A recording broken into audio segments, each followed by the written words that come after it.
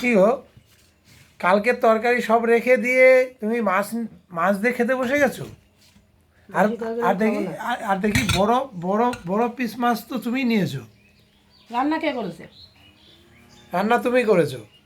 যে রান্না করে সেই বড়টা খায়। আরো বেশি করে জিনিস আনো, আরো বেশি করে খাও। তুমি খাবো বাসি তরকারি, বাসি তরকারি আমি খেতে পারবো না। মাছটা হেভি হয়েছে, বড় বড় মাছ। রান্নাটা হেভি হয়েছে, খেয়ে দেখো।